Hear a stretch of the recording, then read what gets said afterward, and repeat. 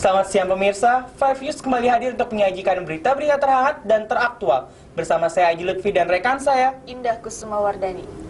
Berita pertama kami awali dengan Wakil Gubernur DKI Jakarta Basuki Cahayapurnama atau Ahok yang mengaku memiliki hubungan baik dengan PDIP saat ditemui dalam acara Haul keempat Gus Dur di Yayasan Wahid Hasim Sabtu 28 Desember lalu. Wakil Gubernur DKI Jakarta Basuki Cahayapurnama atau Ahok mengaku memiliki hubungan baik dengan PDIP dan Taufik Kemas saat ditemui dalam acara Haul keempat Gus Dur di Yayasan Wahid Hasim, Jalan Walrung Sila, Ciganjur, Jakarta Selatan, Sabtu 28 Desember lalu. Selain itu, Ahok juga menegaskan dirinya masih tetap bersama Gerindra. Aku dari dulu sama PDIP teman baik sama Bang Taufik Kemas. Aku nggak pernah masuk PDIP, tapi dari dulu sama Bu Mega semua baik. Saya hubungannya baik, secara teman-teman PDIP hubungannya baik. Karena dari zaman reformasi kan kita memang hubungannya baik. Ya kita dukung lah dari dulu. Tapi kalau soal partai ya tetap Gerindra. Ahok menghadiri acara ini sekitar pukul 19.30 dengan mengendarai Kijang Innova miliknya. Ahok juga mengenakan batik berlengan panjang yang biasa dikenakannya. Untuk menghadapi tahun politik 2014, dirinya mengaku tidak terlalu memikirkannya.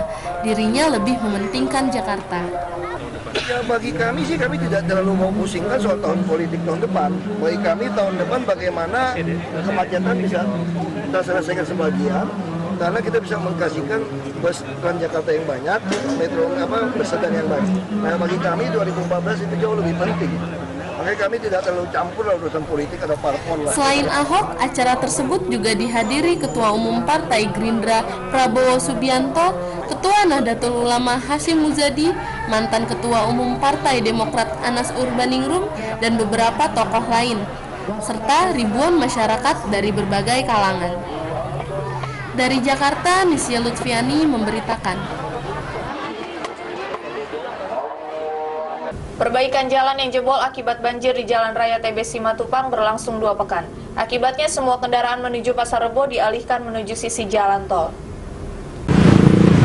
Ya pemirsa, saya Nisya Lutfiani. Saat ini saya berada di Jalan Raya TB Simatupang, Jakarta Selatan. Tepat di belakang saya sedang dilakukan perbaikan jalan yang jebol akibat banjir sepekan lalu.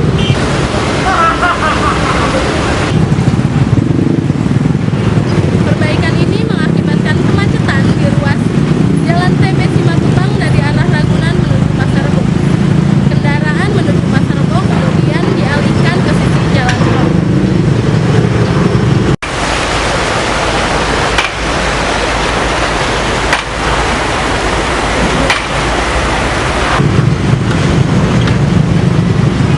Perbaikan jalan ini diperkirakan memakan waktu 2 pekan. Dari Jakarta, Nisya Lutfiani memberitakan.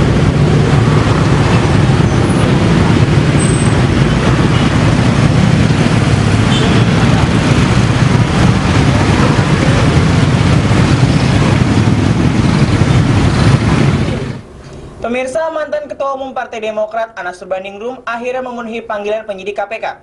Anas datang ke gedung KPK Jalan HR Rasna Said, Jakarta Selatan, Jumat 10 Januari 2013 tanpa ditemani tim kuasa hukumnya. Mantan Ketua Umum Partai Demokrat Anas Urbaningrum akhirnya memenuhi panggilan penyidik Komisi Pemberantasan Korupsi atau KPK. Anas datang ke gedung KPK Jalan HR Rasna Said, Jakarta Selatan, Jumat 10 Januari 2013 tanpa ditemani tim kuasa hukumnya. Hanya beberapa teman dekat yang menemaninya, seperti anggota Komisi Hukum DPR RI, Igre Pasek. Setelah memberikan statement pada awak media, mereka kemudian masuk ke dalam lobi KPK setelah sebelumnya sempat susah payah menembus kerumunan awak media. Tidak lama Anas duduk di lobi, saat kemudian dia terlihat menyalami dan menciumi satu persatu beberapa koleganya yang sudah ada di lobi. Anas selalu mengurus administrasi di resepsionis dan bersiap melangkah ke dalam untuk naik ke ruang penyidik. Namun, sebelumnya dia menghadap awak media dan memberi sikap hormat sambil tersenyum. Anas Urbaningrum ditetapkan jadi tersangka kasus korupsi proyek Hambalang sejak Februari 2013 lalu. Anas disangka menerima gratifikasi dari PT Adikarya berupa mobil Toyota Harrier dan duit 2,3 miliar rupiah yang digunakannya untuk suksesi politik dalam Kongres Partai Demokrat pada 2010 silam. Hasil dari kongres itu menetapkan Anas sebagai Ketua Umum Partai Demokrat.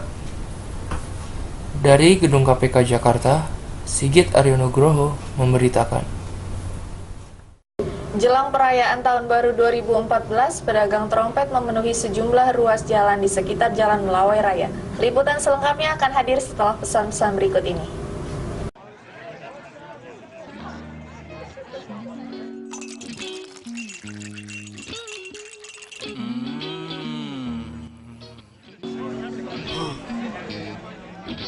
Mas, saya mau pesan minuman yang bisa sekaligus mengenyangkan ya. Terima kasih.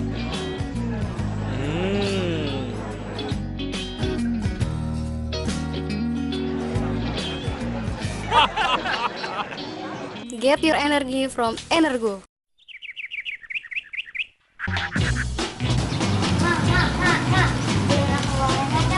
Jangan, minyaknya nggak bersih, pasti pakai minyak curah.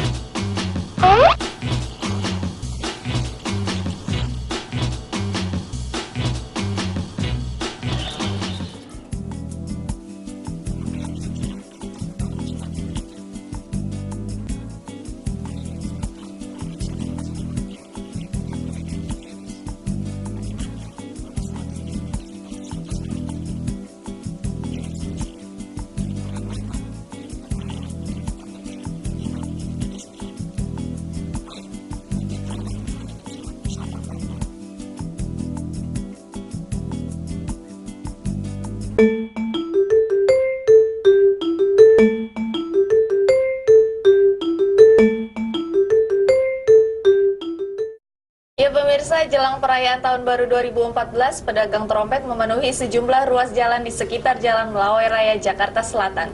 Para pedagangnya mayoritas warga asli Jakarta.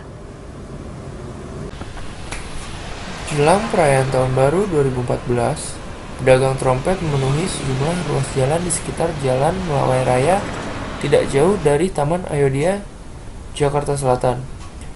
Para pedagangnya mayoritas adalah warga asli Jakarta.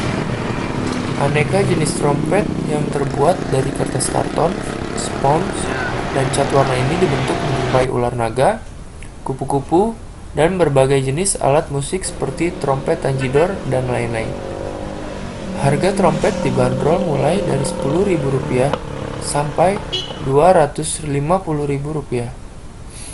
Selain berjualan trompet, pada masa pergantian tahun, pedagang ini pada hari-hari biasa menjual balon gas.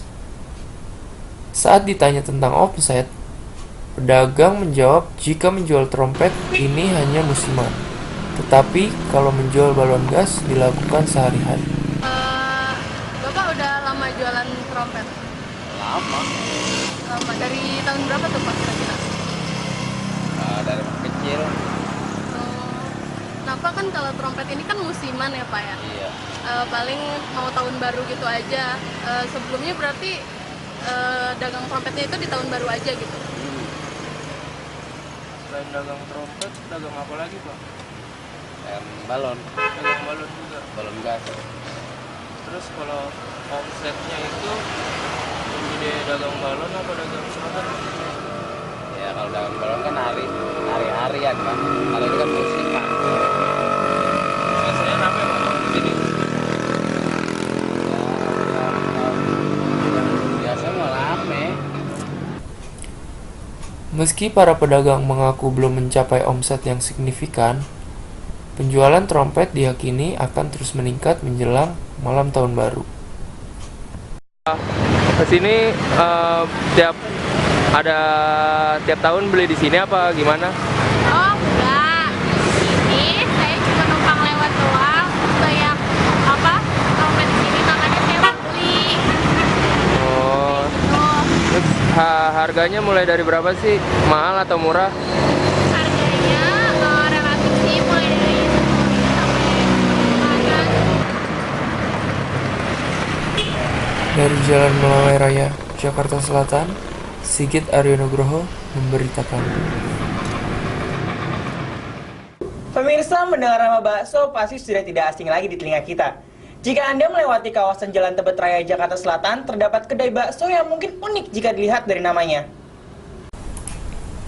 Mendengar nama bakso pasti sudah tidak asing lagi di telinga kita.